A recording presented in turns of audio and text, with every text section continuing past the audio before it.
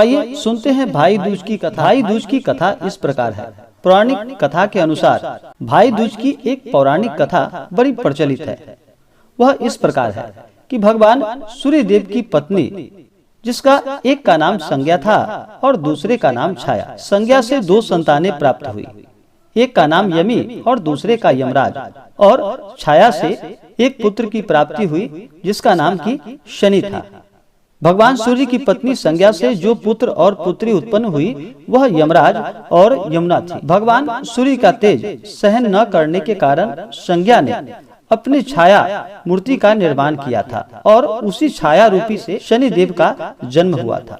यमराज और यमुना में अत्यधिक लगाव था। यमुना अपने भाई यमराज से अति स्नेह करती थी और प्रायः उसका हालचाल जानने के लिए एक दूसरे से बातचीत किया करते थे। एक बार यमुना अपने भाई यमराज को अपने घर आमंत्रित करती हैं, किंतु व्यवस्था तथा अत्यधिक दायित्व के कारण यमराज अपने बहन यमुना के घर नहीं जा पाते थे। एक बार की बात है कि एक बार कार्तिक शुक्ल द्वितीया तिथि को यमराज अपनी बहन यमुना के घर अचानक जा पहुँचे।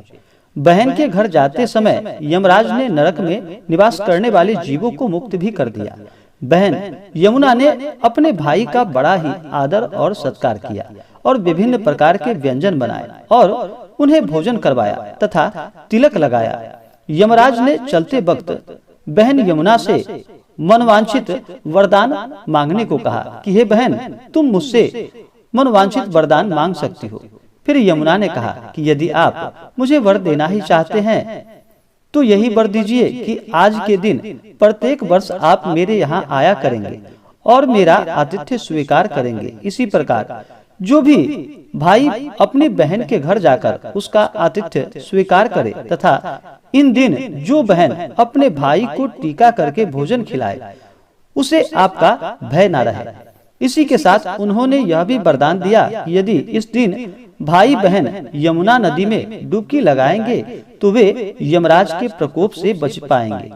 यमुना की प्रार्थना को यमराज जी ने स्वीकार कर लिया। तभी से इस दिन भाई दूज के नाम से इस व्रत को मनाया जाने लगा। इसलिए इस दिन से बहन अपने भाई का पूजन करती हैं, उनका तिलक करती हैं और फिर उन्हें आनंद पूर्वक भोजन करवाती हैं।